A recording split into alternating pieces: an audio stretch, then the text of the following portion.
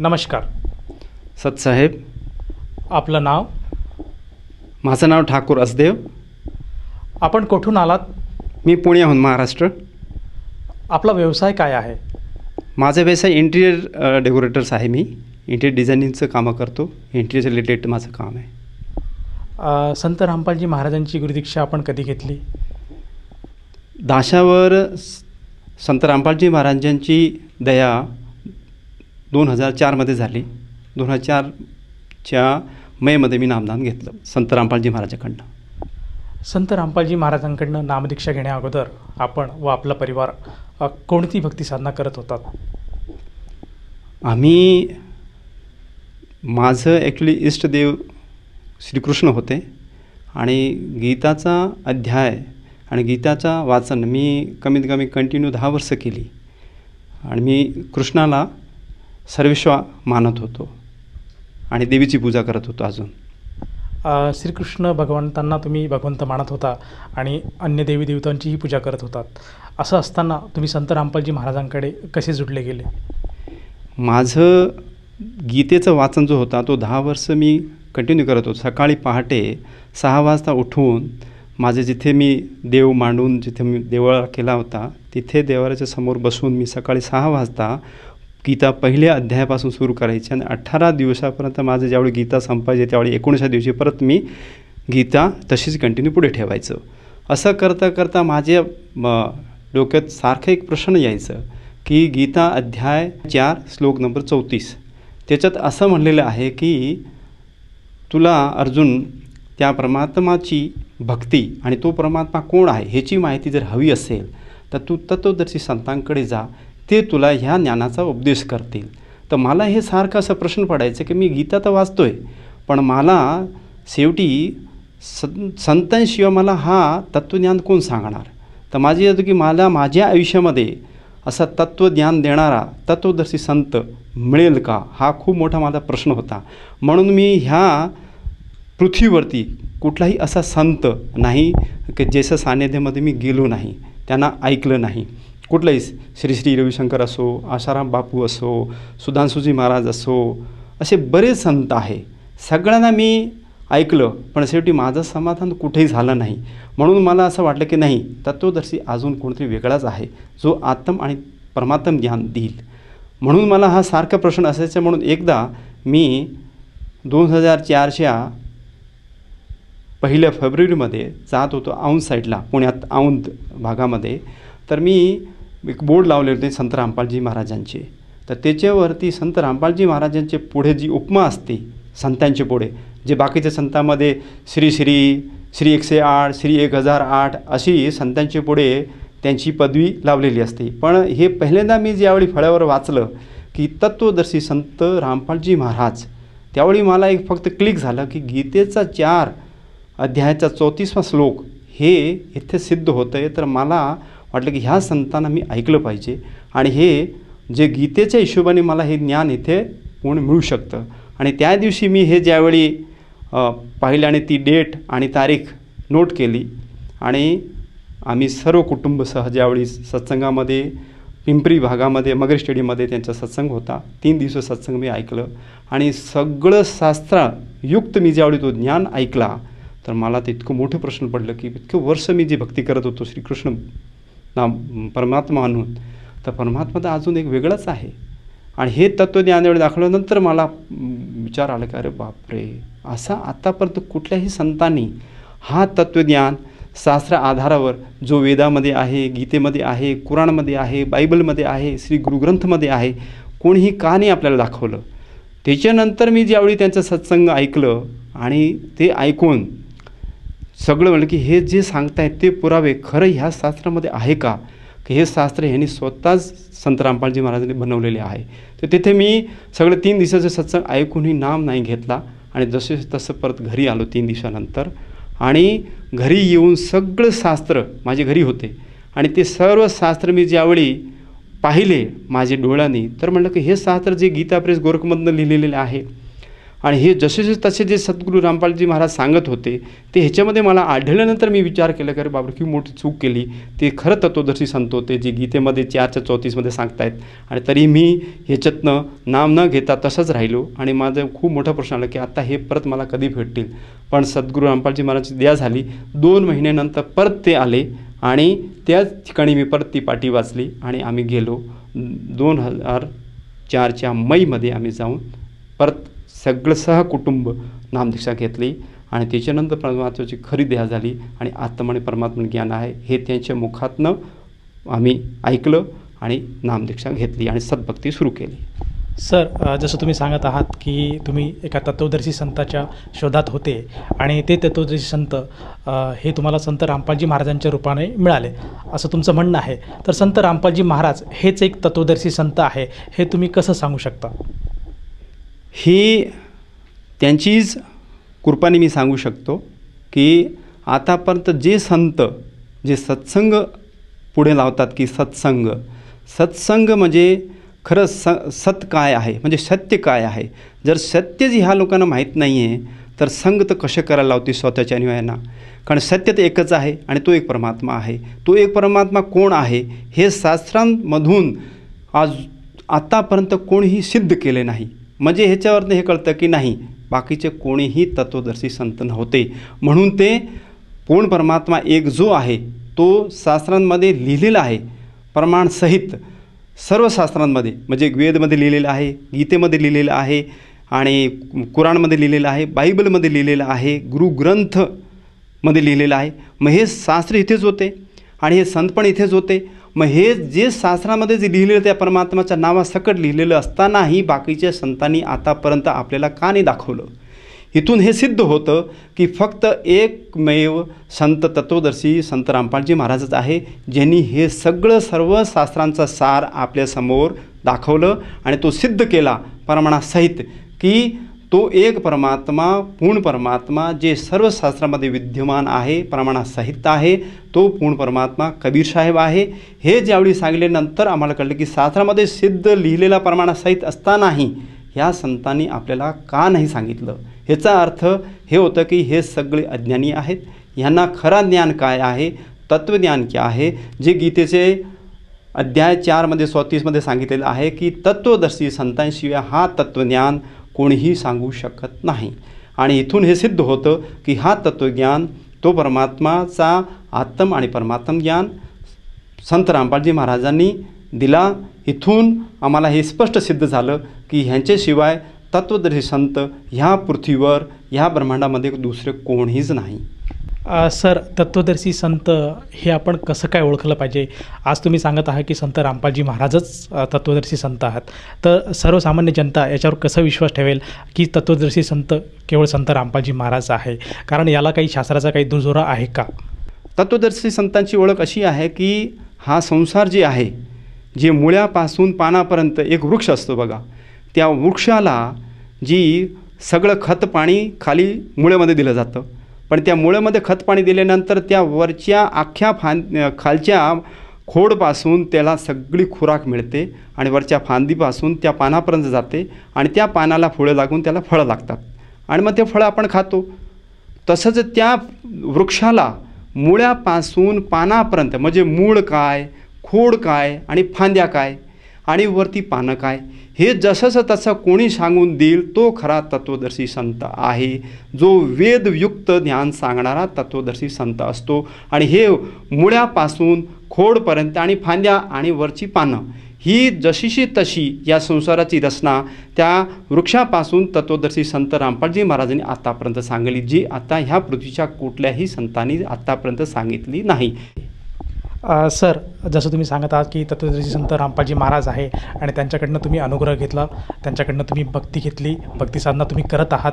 तर या भक्तिसाधनापोटी आपल्याला व आपल्या परिवाराला काही लाभ प्राप्त झालेत का? खूप लाभ झालेत, खूप झाले. पण मी मोजके जे मेन जे मला परमात्माने दया केली लाभ दिलेत ते आपल्याला सांगू इच्छिक आहे. पहिली गोष्ट सद्गुरू संत रामपालजी महाराजांनी जे तत्वदर्शी संत आहे त्यांनी तत्वज्ञान आणि तत्वज्ञानामध्ये सर्व काही आहे म्हणजे आत्म आणि परमात्म ज्ञान. आत्म म्हणजे मी कोण, मी कुठून आलो, कशाकरता आलो आणि मला शेवटी जायचं कुठे, हे सर्व तत्वदर्शी संत रामपालजी महाराज की आत्मा ही आली कुठून, कशाकरता आली आणि परमात्मा कोण, आत्मा आणि परमात्मा हे समजून देण्याचं काम तत्वदर्शी संतांशिवाय दुसरं कोणीही करू शकत नाही. हे सर्व दिल्यानंतर मला हे संतुष्टी मिळाली, समाधान जीवनामध्ये मिळालं की मी जी पळत होतो, जी मी कामं करत होतो माझ्या ह्या फील्डमध्ये इंटिरियरच्या, आणि ज्यावेळी तत्वदर्शी संत मला लाभले आणि ती सतभक्ती मला दिली, माझ्यावरती दया केली त्यांनी, आणि त्या दयाच्या अनुहारात माझ्यावरती एवढी मेहर राहिली की जे मी एवढं टेन्शन घेऊन जी कामं करत होतो, एवढं म्हणजे 20-20 तास मी कामं केलेली आहे, माझी कमीत कमी 15-15, 10-10 साईट चालू असायची. पण ज्यावेळी तत्वदर्शी संत सद्गुरू रामपालजी महाराजांनी माझ्यावर दया केल्यानंतर तोच काम माझा खूप खूप सरळ झाला. म्हणजे डोक्याचा खूप मोठा गठोडा जो एक ताण असायचे दिवसभरात तो अख्खा नाहीसा झाला. हा खूप मोठा लाभ. म्हणजे आत्म आणि परमात्म ह्या दोन ज्यावेळी ज्ञान आपल्याला मिळाले तोपर्यंत माणूस कितीही बोलू द्या तो समाधानी राहू शकतच नाही. पण ह्या तत्वदर्शी संत रामपालजी महाराजांकडे ज्ञान अनुग्रह घेतल्यानंतर खरं मला जो लाभ आणि समाधान आणि खरा जीवन काय आहे आणि कसं जगायचं आहे ही सर्व त्यांच्याकडनं कळल्यानंतर ज्ञानाच्या हिशोबाने जे अनुसरण मी करतो दिवस सकाळ ते संध्याकाळपर्यंत, तर माझं जीवन खूप खूप खूप खूप सुखी झालं आहे. सर, याच्या व्यतिरिक्त आणखीन काय लाभ प्राप्त झाला? ह्याच्या व्यतिरिक्त अजून एक लाभ जे माझ्या मिसेसचा जो होता, खूप मोठा आजार होता, त्याचा प्रेतबाधा होती. त्याला 10-15 वर्ष आम्ही कुठलंही देऊळ सोडलं नाही, त्याला कुठे घेऊन गेलो नाही, अशा ठिकाणी घेऊन गेलो पण तो त्रास अजून त्याचा तसंच तसं राहिला. खूप मोठा त्रास होता त्याला. त्याच्यामुळे ज्यावेळी आम्ही संत रामपालजी महाराजांची जी दीक्षा घेतली, अनुग्रह घेतलं, त्याच्यानंतर नाम घेताच ते जो एवढा मोठा त्याचा आजार होता तो आजार त्या सद्भक्तीमुळे त्याच दिवशी ज्या दिवशी सद्गुरू रामपालजी महाराजांनी दया केली, आशीर्वाद दिला अनुग्रह देताना, आणि त्या क्षणी त्याचा नाहीसा झाला आणि तो खूप मोठा चमत्कार झाला आमच्या घरी. म्हणजे 10-15 वर्षापासून त्याला जो त्रास होता तो एक क्षणामध्ये नाहीसा झाला. तो खूप मोठा सुख दिला त्याला संत रामपालजी महाराजांनी. जसं की तुम्ही सांगत आहात की संत रामपालजी महाराजांच्या केवळ नामदानाने किंवा जी सद्भक्ती तुम्ही घेतली त्या सद्भक्तींनी तुमच्या मिसेसला जो भूतप्रेताची जी बाधा झाली होती ती बाधा पूर्णपणे बरी झाली. तर ती बाधा त्या ज्या आहे आता त्यासाठी आणखीन काही तुम्ही औषध वगैरे गोळ्या औषधं घेत आहेत का? नाही, काहीच नाही. त्याला आज बरोबर 2004 पासून आत्तापर्यंत 16 वर्ष झाली आहे, काहीच नाही, कुठल्याही प्रकारची गोळी वगैरे न घेता ती सुखरूप आहे. आणखीन काही लाभ प्राप्त झालेत का? अजून एक लाभ माझी मुलीचा झाला आहे खूप मोठा, अजून परमात्माने खूप मोठी दिली, म्हणजे त्याला जीवनच वाचवलं परमात्माने. माझी छोटी मुलगी जी 3 वर्षाची असतानाही सद्गुरू रामपालजी महाराजांनी दया केली होती अनुग्रहाची, आणि 2006 साली त्याला खूप मोठा आजार म्हणजे जॉन्डिस आपण ज्याला म्हणतो हेपेटायटिस शेवटच्या स्टेजला गेली, आणि ती खूप मोठा आजार म्हणजे ती अक्षरशः त्याच दिवशी हे कळलं आम्हाला, आणि तो तितका आजार त्याचा बघून त्याला त्रास बघून ज्यावेळी मी डॉक्टरकडे घेऊन गेलो आणि ॲडमिट त्याला केली, पण तो संध्याकाळपर्यंत तो आजार जसा तसा तो त्याचा आजार वाढतच गेला. म्हणजे ती रडायला लागली कारण त्याचे लिव्हर ह्याच्यामुळे डॅमेज झाले होते आणि जॉन्डिसमुळे अख्खं त्याचं शरीर पिवळा झाला होता. आणि 6-7 वाजेपर्यंत म्हणजे सकाळी त्याला पहाटे ॲडमिट केली आणि संध्याकाळीपर्यंत जे ॲडमिट केल्यानंतर जे सगळं त्याच्या तपासण्या MRI CT स्कॅन जेवढे तपासणं होते सगळं केल्यानंतर कळलं की बाबा त्याचा जॉन्डिस जो आहे तो शेवटच्या स्टेजवर आहे, आणि डॉक्टर म्हटलं की आम्ही आता ह्या क्षणी काहीच करू शकत नाही. त्याला तुमच्यासमोर मी बोलीन, माझी जी मुलगी आहे.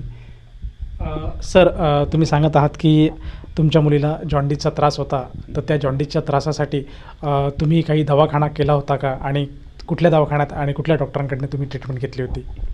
माझे एक मित्रच होते, संचेती डॉक्टर म्हणून आहे, मार्केट यार्डला त्यांचा हॉस्पिटल आहे, तिथे मी सकाळी घेऊन गेलो आणि संध्याकाळीपर्यंत त्यांच्याकडे काही सुधारणा न पाहता मी म्हटलं की तुम्हाला जर लहान मुलांची इथे जर एवढी सोय नसेल तर मी ह्याला कसंही करून दुसऱ्या हॉस्पिटलमध्ये त्याला शिफ्ट करतो.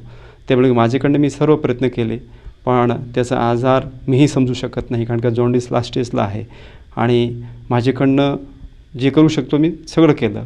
त्याच्यानंतर मी डेक्कनला सह्याद्री स्पेशल हॉस्पिटल आहे त्याच्यामध्ये त्याला संध्याकाळी 5 वाजता तिकडनं ॲम्ब्युलन्समध्ये घेऊन त्या हॉस्पिटलमध्ये आलो आणि तिकडे आल्यानंतर 5:30-6ला आम्ही तिथे हॉस्पिटल पोहोचलो आणि त्याला 6 वाजता ICUमध्ये गेलो आणि मी खालती काउंटरवरती सर्व त्यांच्या फॉर्मॅलिटीज आहेत ते फॉर्म वगैरे भरणं वगैरे चालू होतं माझं आणि त्याला ICUमध्ये घेऊन गेले. त्या ICUमध्ये ज्यावेळी मी फॉर्मॅलिटी अर्धा तासाने वर आलो, साधारण 7:00 दरम्यान मी वर आलो, तर मी पाहतोय की त्याचा जो मॉनिटर असतो, जे त्याचं सगळं त्याची श्वासाची गती दाखवतं ग्राफ, तो अख्खा अक्षरशः फ्लॅट झाला होता आणि ती अनकॉन्शियस झाली होती, म्हणजे कोमामध्ये गेली. आणि त्यावेळी डॉक्टर म्हटले की ह्या स्टेजमध्ये आम्ही तुम्हाला काही सांगू शकत नाही, जोपर्यंत ह्या मॉनिटरमध्ये त्याच्या हालचाली काही होत नाही तोपर्यंत आमच्या डोक्याच्या बाहेरचा भाग आहे हा. त्यावेळी माझ्यासमोर काहीच नव्हतं. मला वाटत होतं की बाबा आम्ही परमात्माची शरणमध्ये आहोत, म्हणून मला खूप मोठी दृढता होती परमात्माची देणी की ह्या आत्म्याबरोबर तसं परमात्मा काही होऊ देणार नाही, कारण का त्याच्याकडे अनुग्रह होतं, जी खूप मोठी सद्भक्ती होती. त्या दृढतामुळेच मी तिथे ठाम होतो की नक्कीच ती मुलगी त्यातनं परमात्माची देणी बाहेर येईल. हा मला खूप मोठा माझ्या संत रामपालजी महाराजांवरती विश्वास होता. आणि 3 दिवसपर्यंत ती जशीशी तशी कोमामध्ये होती आणि 4थ्या दिवशी म्हणजे मी 3 दिवस तिथेच होतो तिच्याबरोबर आणि 4थ्या दिवशी मिसेसला वाटलं, कारण का जूनचा महिना होता, शाळा सुरू झाली होती, माझ्या 2 मुली शाळेत जात होत्या, म्हणून मिसेस घरीच होते, मी एकटाच हॉस्पिटलमध्ये होतो. 4थ्या दिवशी ज्यावेळी मिसेस माझ्या टिफिन घेऊन दुपारी हॉस्पिटलमध्ये आली, कारण का त्यालाही ती मुलगी छोटी होती, त्याला पाहण्याची इच्छा होती, म्हणून त्याला वाटलं की टिफिन घेऊन जाते त्यांच्यासाठी आणि मुलीला पण पाहून येईल. ज्यावेळी ती आली आणि त्या मुली 3 दिवसामध्ये त्याची बॉडी जी होती ती ऑलमोस्ट 3 टाईम्स वाढली होती, म्हणजे तिप्पट झाली होती. म्हणजे माणूस मेल्यानंतर त्याची बॉडी कशी वाढते, फुगते, तशी त्याची बॉडी फुगली होती. त्याच्या कानात, नाकात सगळीकडे त्याच्या सगळा हे वायर वगैरे घातलेल्या होत्या. आणि त्या स्टेजमध्ये मिसेसने हट केला की मला मुलीकडे जायचं आहे आणि मला मुलीला पाहायचं आहे.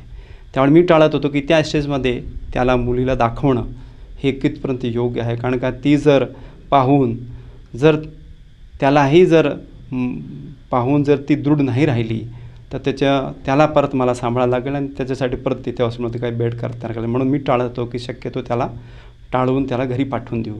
पण ती ऐकत नव्हती की नाही मला बघायचं आहे. तर मी फक्त एकच प्रार्थना त्या दिवशी केली की ज्या संतांची शरणी आपण आहोत त्यांची खूप मोठी दया आपल्यावर आहे आणि खरं म्हणजे त्या सद्भक्तीच्या जी आपण करतो सद्भक्ती त्यामार्फत त्या मुलीला काही होऊ देणार नाही सद्गुरू आणि ती व्यवस्थित त्यातनं बाहेर येईल, तू घरी जा. ते म्हणले नाही, मला एकदा डॉक्टरना विनंती करा मला दाखवायला. तर मी हे केलं की तू फक्त सद्गुरूंची बद्दल तुझी दृढता जशीशी तशी तू ठेवत असेल आणि त्या मुलीला पाहून तुझ्या डोळ्यातनं अजिबात अश्रू यायला नाही पाहिजे, एवढी ठाम असेल तर मी तुला घेऊन जातो. तर ते म्हणले की नाही मी ठाम राहील, मी त्याला पाहून अजिबात माझा धीर सोडणार नाही आणि मी तुम्हाला वचन देते, म्हणून मला तुम्ही घेऊन जा. मग शेवटी मी डॉक्टरला सांगितले की ह्याला पाहायचे त्या ICUमध्ये ह्याला सोडा.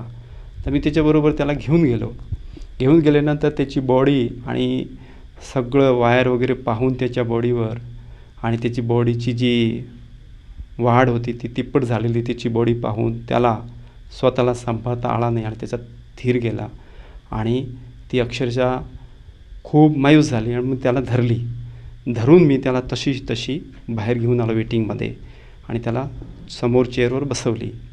आणि बसवल्यानंतर मला एक प्रश्न आला की आता ह्याला हे जे चित्र त्याने जे मुलीचं स्वतःचं पाहिलं आहे लहान मुलीचं ते त्याच्या डोक्यातनं कसं काढावं म्हणजे हे सुखरूप घरी जाईल. तर हे काढण्यासाठी मध्ये रामपालजी महाराजांनी एक प्रेरणा केली की कबीरसाहेब 600 वर्षापूर्वी ज्यावेळी आले होते काशीमध्ये त्यावेळी त्यांचे भक्त होते, त्यांची दृढता पाहण्यासाठी आणि त्याची परीक्षा घेण्यासाठी ते शिव त्यांचा मुलगा होता आणि संबंध त्यांचे वडील होते, त्यांच्या घरी 2 त्यांची शिष्य आणि स्वतः हे 3 जण संध्याकाळी त्यांच्या घरी येतात आणि त्या 2 शिष्यांना म्हणजे शेख फरीद आणि वाजिद जी होते त्यांना हे सांगण्यासाठी की बाबा माझे शिष्य माझी भक्तीबद्दल आणि माझ्याबद्दल केवढी दृढ आहे, त्यांची दृढता त्या दोन्ही शिष्यांना दाखवण्यासाठी ते संतच्या घरी आले होते.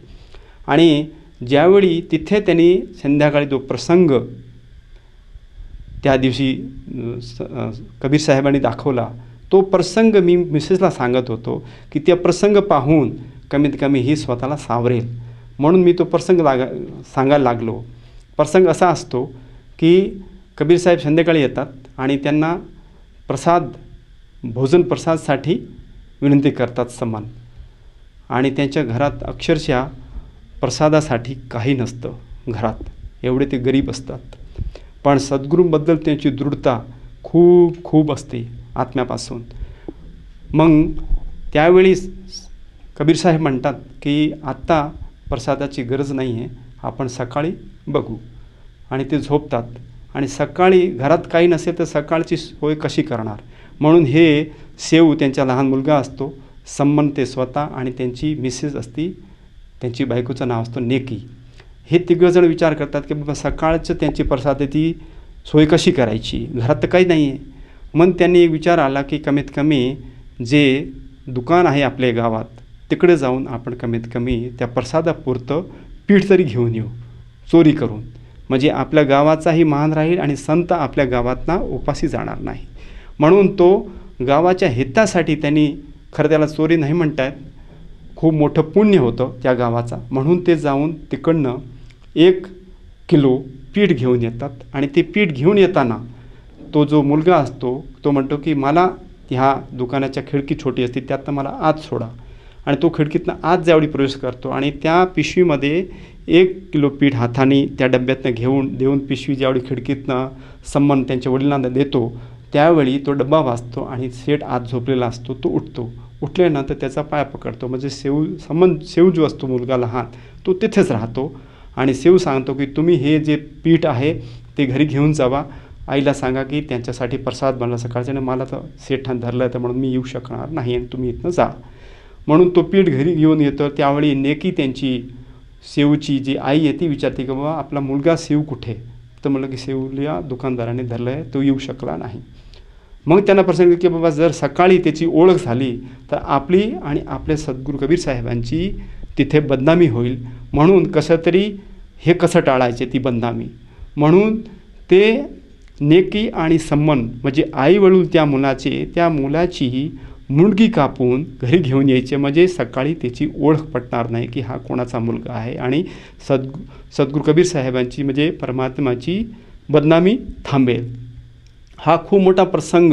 म्हणजे मी म्हटलं की ते का असं सांगत होतो माझी मिसेसला की आपली मुलगी आता अशीच जशी आहे, आणि सम्मन आणि नेकी हे आई वडील असूनही त्याच्या मुलाची त्या सद्गुरूंच्या दृढतामुळे त्याची मान कापायला हे झाले. त्याच्यामध्ये हे बघा ना, असा खूप काटा येतो अंगाला की हे असे पण भक्त होते त्यावेळी 600 वर्षापूर्वी.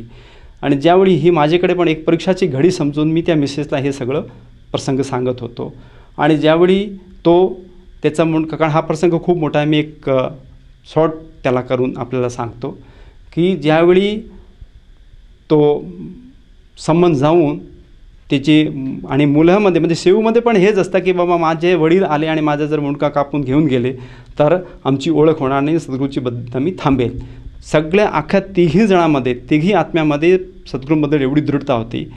तर हे ज्यावेळी त्याचा मुंडका कापून घरी घेऊन येतं आणि दुसऱ्या सकाळी पहाटे ज्यावेळी शेठ बघतोय तर तिथे फक्त धड पडला आहे आणि त्याचा मुंडका नाही आहे. त्यावेळी ती नेकी म्हणते की बाबा त्यांनी धड कुठेतरी जंगलात टाकला असेल, म्हणून तुम्ही त्याच्या मागे सकाळी जाऊन तो धड घरी घेऊन या. म्हणजे पहाटे त्या शेठ जिथे जातात बाहेर टाकायला तिथून जाऊन तो सम्मन तो धड पण घरी आणून त्या मुंडक्याच्या शेजारी एका पिशवीत ठेवून देतात कोपऱ्यात. सकाळी ज्यावेळी त्या प्रसादामध्ये ते 3 भोग करतात, त्या प्रसादाचे 3 वाट्यामध्ये देतात कबीर साहेबांना, 2 भक्त आणि कबीर साहेब. त्यावेळी कबीर साहेब म्हणतात की आपण 6 जणे आहोत, तुम्ही 3 आणि आम्ही 3, 6 जण म्हणजे ह्या 3मधनं 6 हिस्से करा आणि आपण 6 जण हा प्रसाद खाऊया. त्यावेळी 3 प्रसाद त्यांनी केलं, 3मधनं 3 अजून केलं, म्हणजे 6 प्रसाद 6 जणांसाठी झालं. आणि पण खाणार ते 5च होतं कारण की सेव त्यात नव्हताच. त्यावेळी कबीर साहेब म्हणतात की त्यालाही बोलवा, आपण 6 जणी एकत्र बसून हा प्रसाद खाणार आहोत. पण त्यांना माहिती आहे की आमच्या हाताने ज्या मुलाचा आम्ही वध केला आहे तर त्याला कसा आम्ही आवाज देऊ आणि तो कसा येऊ शकेल.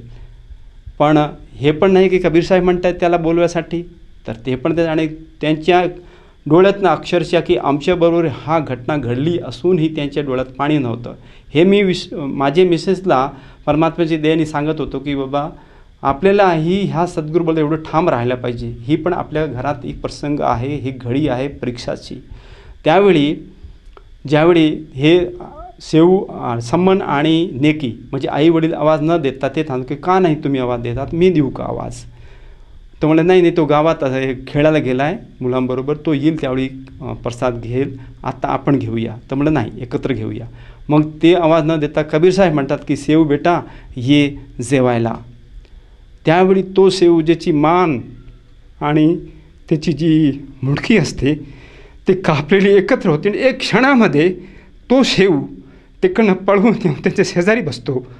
जसा शेव त्यांच्या शेजारी कसा बसतो की त्यांनी हाताने त्यांचा वध केला, मुंडी कापली त्याची, आणि ती मुंडी जशीच तशी तो शेव शेजारी येऊन तो प्रसाद खायला बसतो. हा प्रसंग मी ज्यावेळी माझे मिसेसला सांगत होतो तो प्रसंग जसा शेव धड आणि मुंडकी एकत्र होऊन तिथे शेजारी जेवायला बसला तेवढ्यातच हे माझा प्रसंग पूर्ण व्हायच्या आधीच तिकडनं ICUमधनं डॉक्टर पळत आला आणि मला सांगतो की ठाकूर साहेब तुमची मुलगी तुम्हाला बोलवते आहे. हा खूप मोठा प्रसंग या संत रामपालजी महाराजांनी माझ्या घरात घडवला की हे खरं म्हणजे ज्यावेळी तो प्रसंग आठवतो त्यावेळी आमच्या डोळ्यात अश्रू येतं की माझी मुलगी खरं अक्षरशः ती जिवंत नव्हती. ती आपण म्हणतो की ती ज्यावेळी मंदिरमध्ये फ्लॅट दिसती आहे त्याची ओढ आणि ती अक्षरशः हालायला लागली आणि ती मुलगी एक क्षणामध्ये त्यातला होश येतं आणि ती म्हणते की माझे वडीलना बोलवा. त्यावेळी डॉक्टर म्हणतो आहे की हा चमत्कार मी माझ्या आयुष्यामध्ये पहिल्यांदा पाहिला की कोमामध्ये असलेली मुलगी ती एकदम त्याला म्हणजे एक साधारण माणूस कसा साधारण बाळ कसा बोलतोय तशी ती बोलते.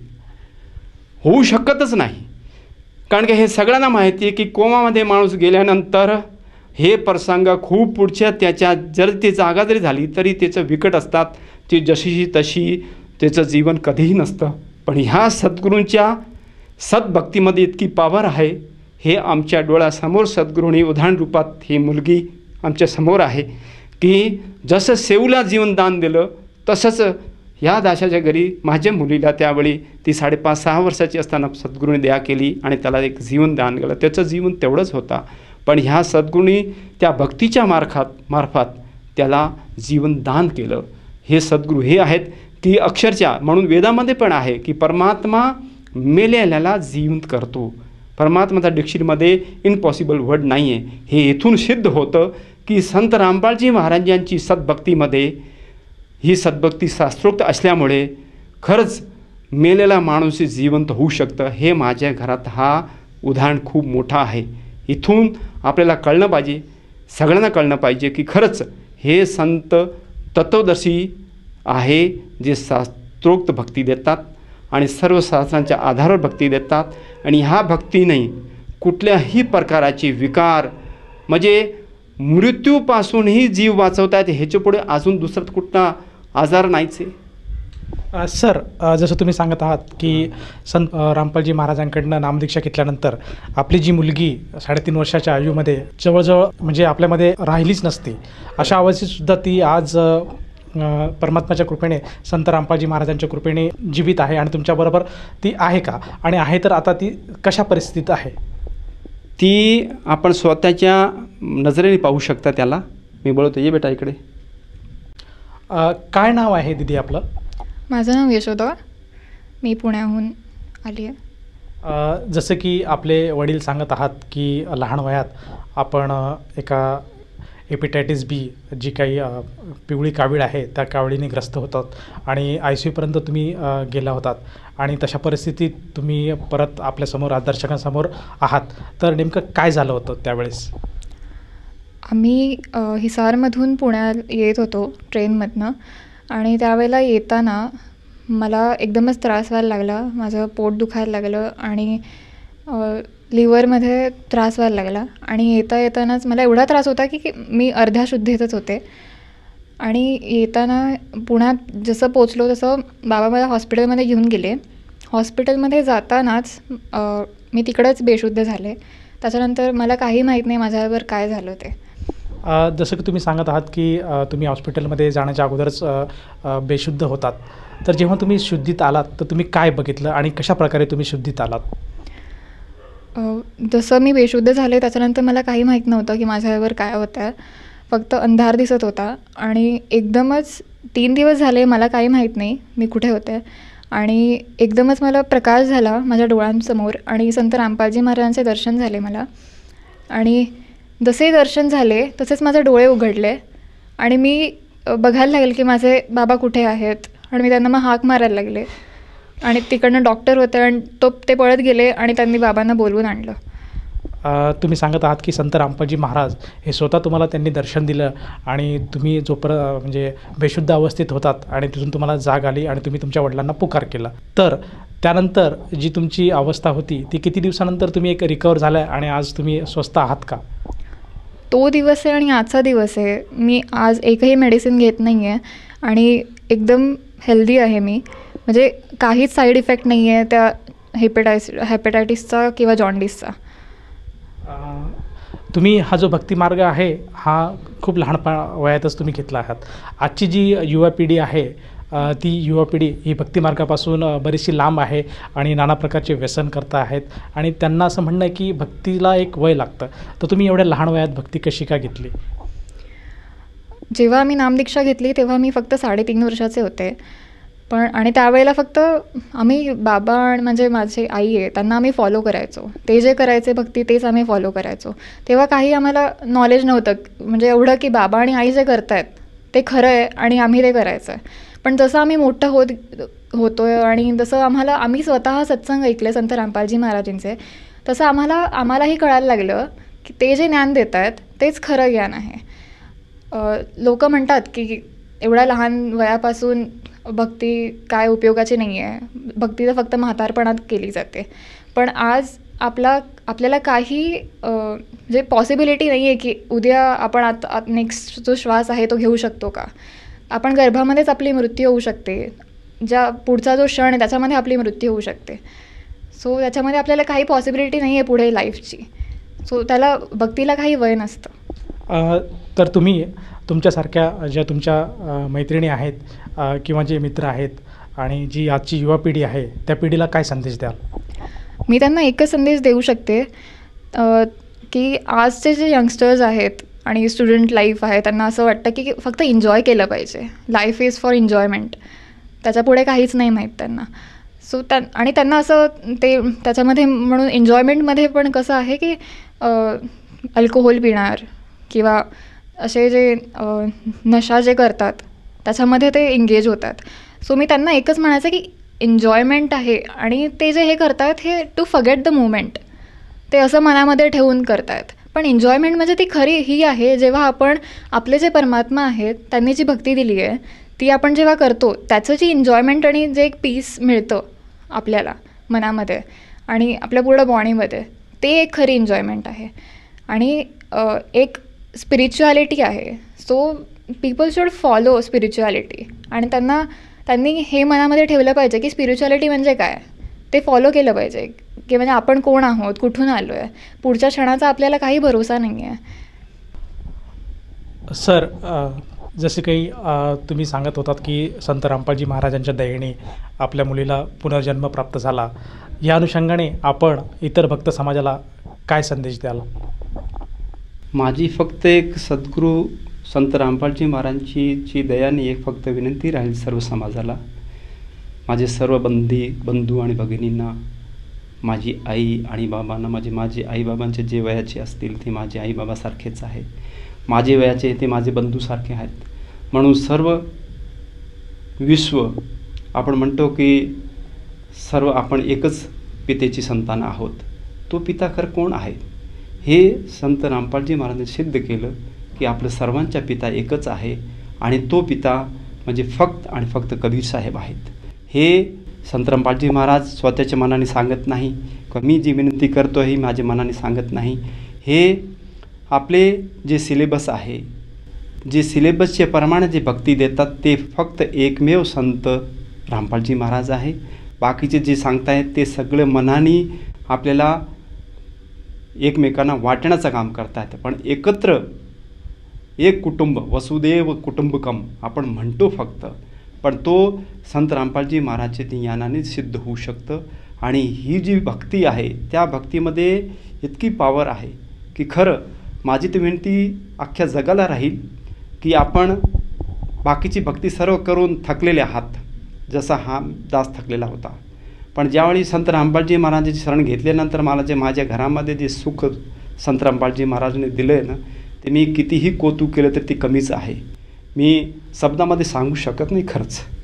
म्हणून माझी एकच कळकळीची विनंती आहे सर्वांना की एकदा आपण संत रामपालजी महाराजांना सत्संग जे आपल्या मराठी भाषेमध्ये आपल्यासाठी संत रामपालजी महाराजांनी खूप मोठी दया केली आहे की आपण हे सत्संग ऐका. तुमचे पाठ होऊन जाईल, सर्व शास्त्र वेद काय आहे हे पाठ होऊन जाईल, गीतामध्ये काय लिहिले हे पाठ होऊन जाईल. आणि मग जे शास्त्र सांगतायत ते अनुसरण करा. संत रामपालजी म्हणतायत म्हणून नाही, मी म्हणतोय म्हणून नाही, आपले सर्व शास्त्र जे म्हणतायत ते तुम्हालाही मान्य आहे, मलाही मान्य आहे आणि जगालाही मान्य व्हायला पाहिजे. कारण का तो आपला खरा सिलेबस आहे, तो आपला खरा पाठ्यक्रम आहे. म्हणून माझी एक कळकळीची विनंती सर्वांना की आपला पाठ्यक्रम काय आहे, जो आध्यात्मिक पाठ्यक्रम, तो आपण नक्कीच संत रामपालजी महाराजांच्या सत्संगामध्ये ऐकू शकता, डोळ्यांनी शास्त्र वाचू शकता, पाहू शकता आणि तुमचे सर्व शंकाचे समाधान संत रामपालजी महाराजांच्या सत्संगामध्ये होऊ शकतं. आणि कुठल्याही प्रकाराचे विकार असू द्या, नशा असू द्या, हुंडा असू द्या, जे आता संत रामपालजी महाराज जे एक स्वच्छ समाज निर्माण करत आहेत, त्यांच्या पुढे ह्या जगामध्ये कुठलाही मार्ग नाही. आणि आम्ही आमच्या डोळ्यानं पाहतो आहे कोटी आणि कोटीच्या संख्येमध्ये विकार सोडून, नशामुक्ती सोडून, हुंडा सोडून आज सगळे सुखाने सर्व सुख संत रामपालजी महाराज शिष्या प्राप्त करत आहेत. म्हणून आपणही तिच्याकडे दुर्लक्ष करू नका आणि आपल्या ह्या मनुष्य जन्माचा मोबदला जो खरा काय आहे, सर्व सुख प्राप्त करण्यासाठी ही सतभक्ती स्वीकार करा ही माझी विनंती आहे. जर कोणा व्यक्तीला किंवा कोणा साधकाला संत रामपालजी महाराजांची सद्भक्ती घ्यायची असेल तर ती व्यक्ती ही जी नामदीक्षा किंवा सद्भक्ती कशी घेऊ शकेल? ही भक्ती खूप सोपी आहे. आपल्या आता जे आपण ही सत्संग पाहतायत त्या सत्संगाच्या खाली आपण बघा एक पट्टी चालली आहे. त्या पट्टीमध्ये सर्व फोन नंबर दिलेले आहेत आणि प्रत्येक जिल्ह्यामध्ये आपण त्या फोन नंबरवरती फोन करून प्रत्येक महाराष्ट्राच्या सर्व जिल्ह्यांमध्ये नामदान सेंटर संत रामपालजी महाराजांची दयाने चालू आहे. तर आपण त्या नंबरवरती ज्या पट्टीमध्ये चालू आहे आता सत्संग पाहताना ते नंबर नोट करा आणि त्या नंबरवरती आपण फोन करा आणि फोन करून आपण आपले जवळचं नामदान सेंटरचं पत्ता त्यांच्याकडनं घेऊ शकता आणि तिथे जाऊन आपण निःशुल्क जे फ्री ऑफ कॉस्ट नामदीक्षा दिली जाते संत रामपालजी महाराजांच्या दयेने आपण प्राप्त करू शकता, ज्याच्यामध्ये कुठल्याही प्रकाराचा तुमच्याकडनं पैसा घेतला जात नाही. धन्यवाद. सत साहेब. निःशुल्क नामदीक्षा प्राप्त करण्यासाठी आणि अधिक माहितीसाठी संपर्क करा 7030303951 7030303952. आमची वेबसाईट आहे www.jagatgururampalji.org.